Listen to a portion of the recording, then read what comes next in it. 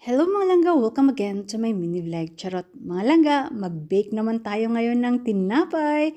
Ang paborito ng lahat, pandesal.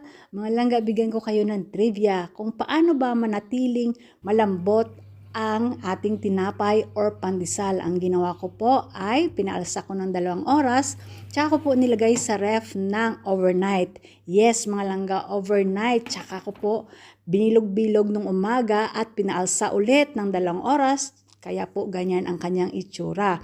Sobrang lambot at napakasarap. Kaya kung gusto nyo malambot ang inyong pandesal, yan po ang gawin nyo. Talaga po, sure yan, napakasarap at sobrang lambot.